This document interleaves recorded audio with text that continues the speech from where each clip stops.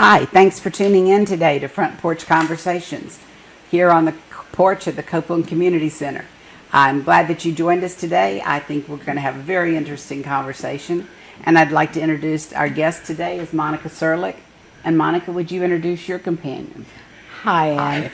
Thanks for having me here. My companion here, her name is Missy, and she's my service dog. And she's very attentive to what's going on here today, isn't she? Very attentive. She always likes to know everything that's going on. She has this cute little twitch of her nose. I expected her any time to just fly away or something. But nice to have you, She may jump off. That's fine. Well, thank you for coming and sitting down with me. And would you tell us a little bit about where you were born and grew up? Okay. I was born in a little town called Västerås in Sweden. And I was there and was born there as a result of my parents being rescued by the Swedish Red Cross after the Holocaust. So I lived there, and my older brother and I were born there. And then as a baby, we immigrated and ended up in Montreal, Canada, in the province of Quebec. And that's where I grew up. And about 20... let me see, probably I'll say about 27 years ago, 28 years ago, I moved to the U.S., into Florida, and here I have been. Straight from Canada to Florida. Straight from Canada to Florida. I had visited, went home in the middle of a snowstorm and said, why am I doing this? And came back. Did you grow up bilingual? Yes, I did. I did. And even as a child, my parents learned how to speak English from my brothers and I going to school. So we were only to speak English at home, and that's how they learned. So I learned, needless to say, how to speak English and, of course, French. Mm-hmm.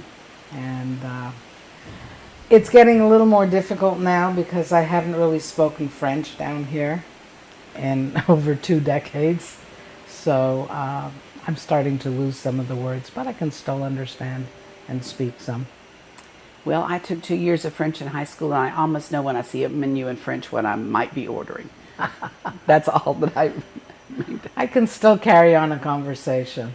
So. Well, we do have several people at the village. You may not have met them, but do speak pretty fluent French. Oh, I have not met them yet. That would be really interesting. I'll put my brain in gear in a little while and tell you at least 1 or 2 of them. So. Okay. And that's what I hear from people who are trying to maintain a language that you really have to speak it, and that would give you a little practice. That would be wonderful. That really would. Tell us a little bit about your early childhood. Okay. As I said, I grew up in Montreal. And I want to say that one of the fondest memories I have, for people who don't know, Montreal is pretty much grew up and was built around the base of Mount Royal. And Mount Royal, hence the name Montreal, is a mountaintop, one that's easily climbable. And I remember even as a very young child going up to the mountains every weekend, and that was the highlight of my week, was going to the mountains, picking wildflowers when I was little, and as I grew up, still going there and spending time in the woods. I love nature, and I think that's probably why I love the country so much. And it was wonderful getting up to the lookout and just being able to look out over the entire city. It's quite something to see. I bet. It is. It's not a place I have not visited, but I would like to one day. It's wonderful. My other favorite spot was St. Joseph's Oratory, which sits up in the mountain, on the side of the mountain, and can be seen for miles and miles and miles around. And that was the place I started to explore my spirituality. So. And there is a church on that site? Or? Yes, there is, absolutely. There is still the original small chapel that Brother Andre ran and lived in. And supposedly a lot of miracles happen there. It's a Catholic church, and although I'm not Catholic, I was very fond of climbing up to places I wasn't supposed to be, right at the very, very top. And it was a wonderful feeling, just being up there. That's, to me, a very spiritual place anyway, is when you're up like that and can take the time to reflect and be present. I think that I spent a lot of time reflecting and trying to find my own spirituality, trying to find my belief system and where it really lay.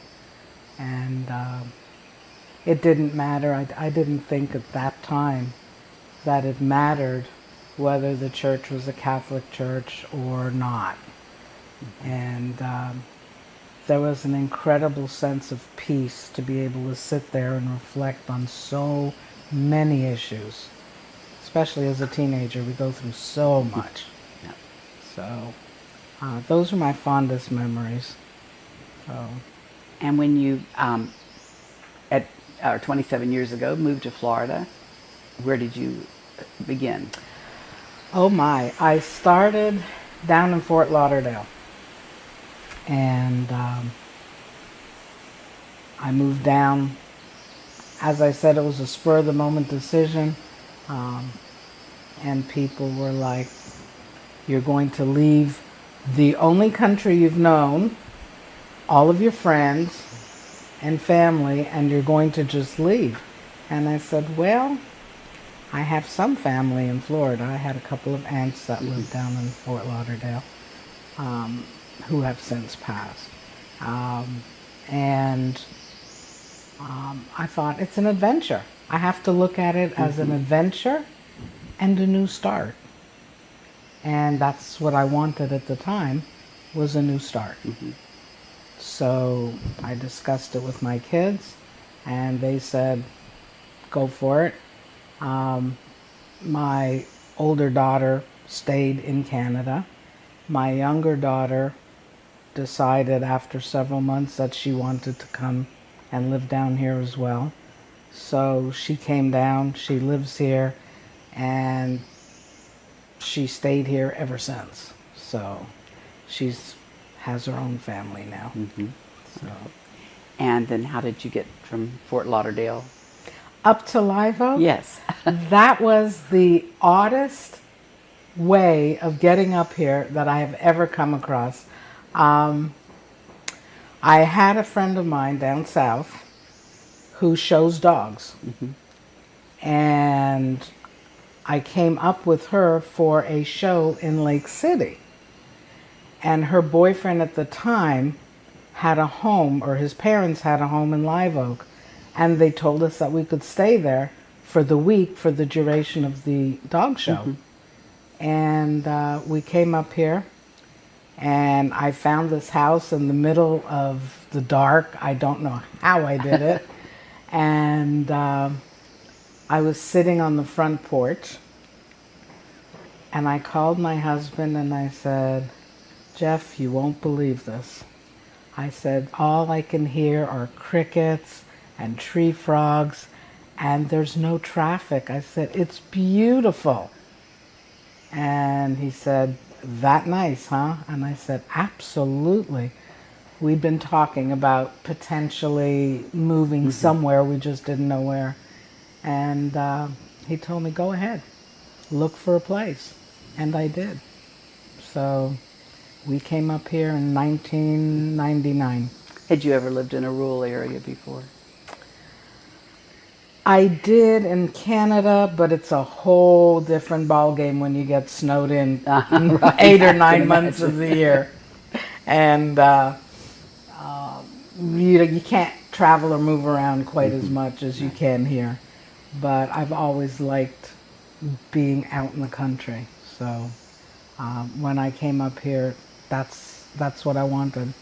And that's what I found, some property, and we had, built a home and had a farm and brought all of our animals and expanded our animal collection. And, things change. And then 10 years ago, when my husband passed, animals were rehomed and the farm is gone now. So, but I wasn't going to leave the area. I love it here. Love it. When we were talking the other day, you mentioned that you furthered your education later in life. Would you talk a little bit about that? Yes, I did. If you ask my daughter, she'll say, "Mom, you've been going to school all of your life." And to a degree, that's absolutely true. We learn constantly. But I started going to night school when my kids were old enough to go to school. And I did part of my education at Concordia University in Montreal. And then I stopped after I graduated there as a certified family life educator. And then I came to the United States, and the certification, which was supposed to be recognized at the time I took it, things changed because the courses were too hard, so they split it up. And I don't know, I always tend to do things the hard way. So I went back to school after I moved down here. I'd been working, and I decided that I was going to go back and complete the bachelor's degree and then complete the master's degree, because I had courses from both levels from Concordia, but not enough for either one. So I went back to school in 2008.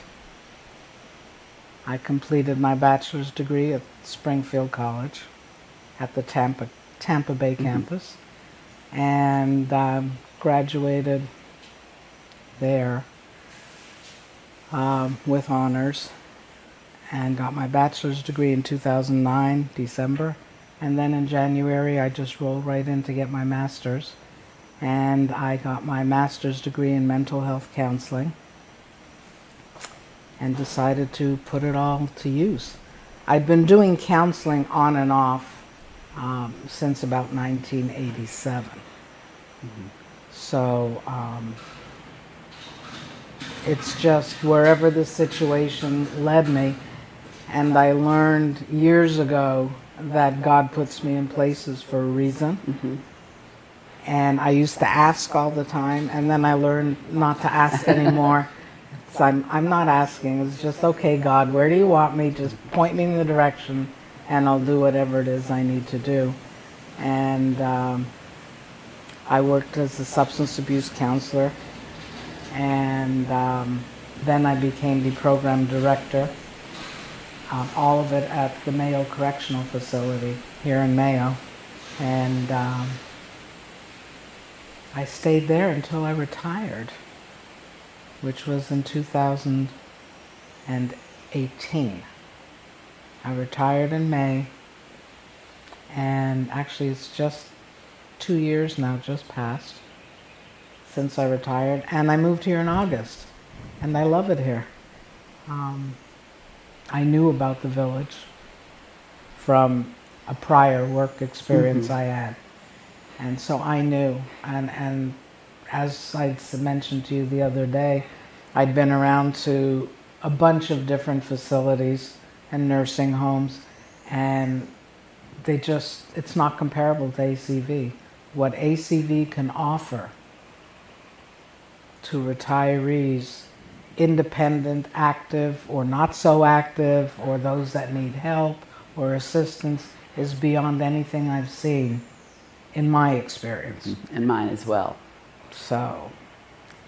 And I think one of the things that to me is so vital about ACV is there's a place for everybody to find a volunteer opportunity, or to create one, or to, absolutely, to serve. And that's important in our lives. It's one of the things I used to say to myself, okay, what do I do now? After I moved here and I retired, I was used to getting up at 4:30 in the morning. And I said, I can't do that anymore. What am I going to do? And I thought about it. I gave myself time to just relax and readjust to getting up at normal times and being able to go out whenever I felt like it, and not having to be accountable. And it takes time to wrap your head around things like that.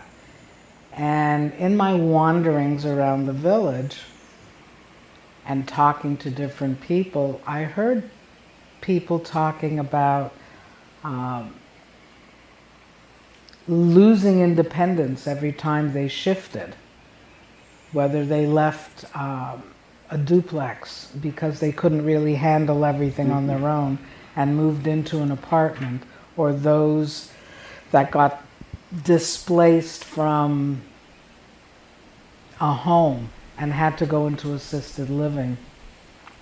And the thinking that, oh my, I've lost my independence. I'm no longer able. And I've watched them get into a really depressive state of mind over it. So I decided that there's always something that you can do. We have so many experiences, good and bad. A lot of my bad experiences is what led me to want to become a counselor in the first place.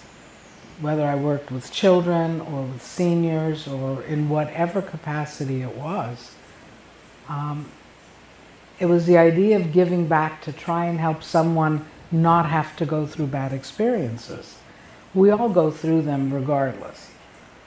But I thought about this and I thought, okay, if people feel this way and they're not really talking about it, they're just kind of sitting around and occasionally grumbling, why don't I start a group and see if I can get people interested to come and talk about these things?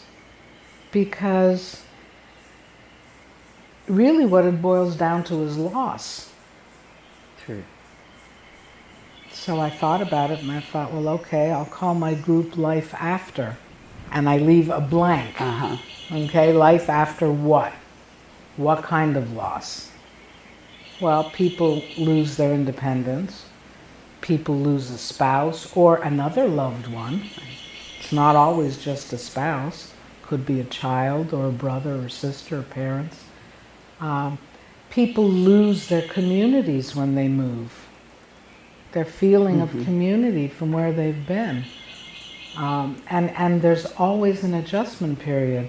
So I thought, well, if I start this group, and I did, and people come together. And tell our viewers where that's held. We meet at the Joe Kennan Public Library on Wednesdays from 1 until 2:30. We are now just awaiting official word that we can start meeting again as a group, but until that happens, we're not meeting. But we sit and we talk and we exchange ideas in different ways that individuals have been able to work in accepting the changes that come to your life. It's constant. We always have changes. So we have that group, and then I decided the other thing that I was going to do is, rather than just listen to people complaining about, and not a lot of people, but some people just always have something they're just not happy with.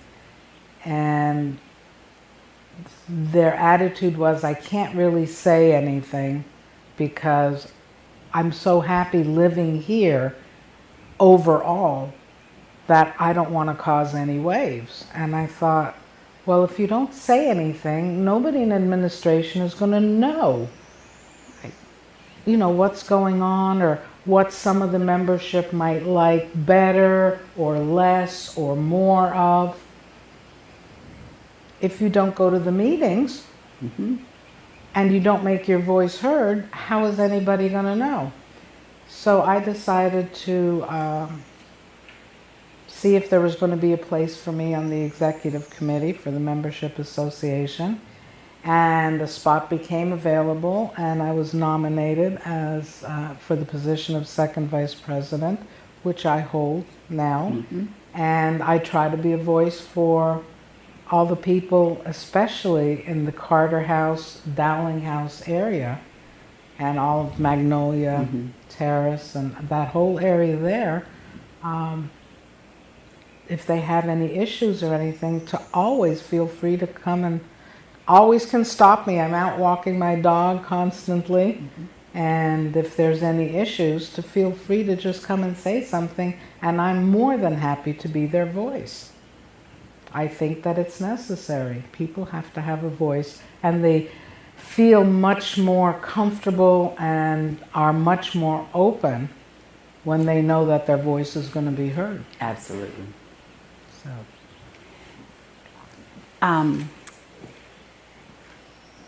when you were talking about the fact that you've found ways to become involved here, it seems like it's been a natural progression.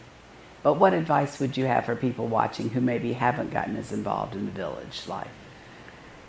if there's an opportunity to get involved, find something you're interested in doing and do it. If you haven't found it and you have an interest, feel free to try and start a little group of your own. It could just be a group that gets together to chat or to work on puzzles, or a book club. The library, I believe, already has an ongoing book club. But there's nothing that says you can't start another one in your neck of the woods if you feel that you can't get to the library. And I'm sure the library is always more than willing to work with anyone who is trying to start something like that. Susan's fabulous, so is Wayne Casey. They are more than happy to try and accommodate any particular interest you would have and to provide the space if you need the space. So by all means, find something. There are people that are knitting, that are crocheting, that are doing work for, to make mats for the homeless out of the plastic. There are so many ways that we can give back. We've had a whole lifetime of doing and living our lives that really, when we sit back and they say our golden years, well, they're golden if we make them golden. Nobody's going to hand it to you.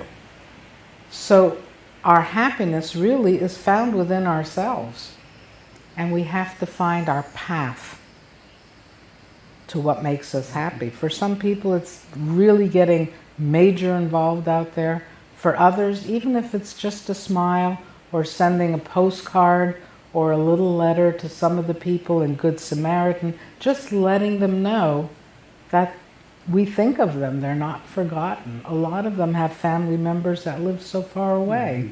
And it's amazing what a little note can do. There's something always that's personalized to you. Yes. There's always something we can do.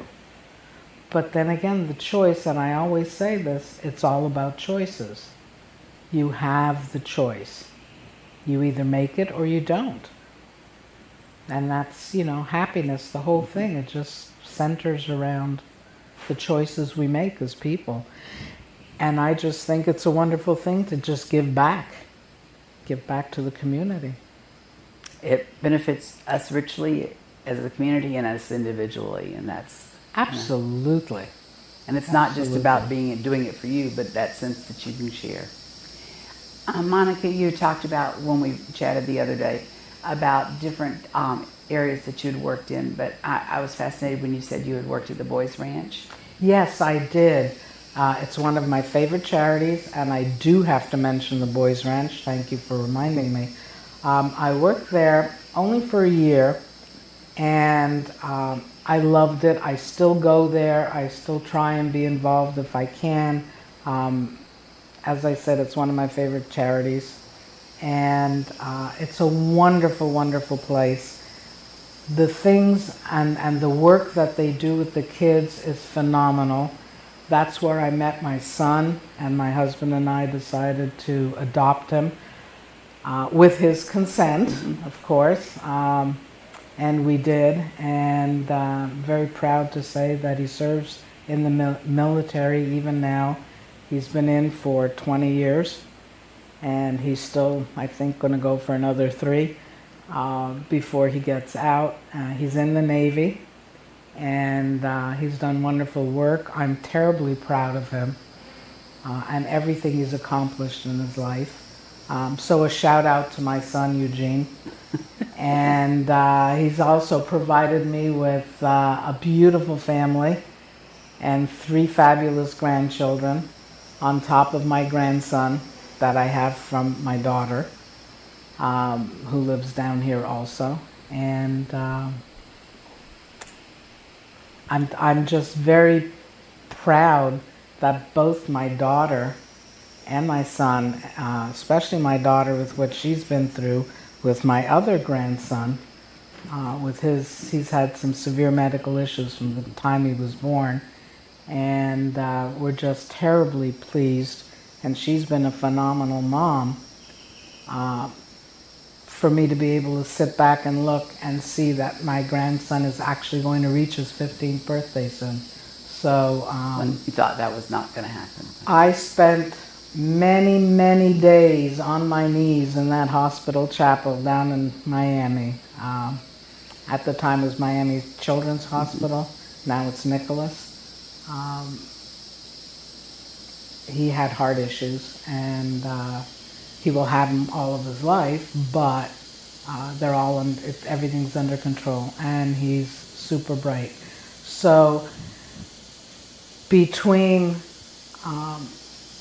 what I've gone through, which led me to the kind of work that I do, which God then plopped me at the Boys Ranch, and that's how I met my son. And you'd never know that my son and my daughter were not biological brother and sister, other than the fact that my son is African American and my daughter is Caucasian. So, but it's just unbelievable the love that has grown between them, and they share that with all of my grandchildren, and I find it's just priceless. That's what I live for now. A good reason to live. That's what I live for now. They're my heart and soul. As a grandmother, I know that that's one of our happiest accomplishments. Absolutely, absolutely. I know you've probably done this a lot, but what advice would you give a young person who might be watching us today? Don't believe everything you hear. Don't believe everything you read. Use your talents. God gave every young person talents and a brain. Research, look things up, make up your own mind about what's right and wrong. It's okay to stand up and be different and become a leader. Don't have to be a follower. Absolutely.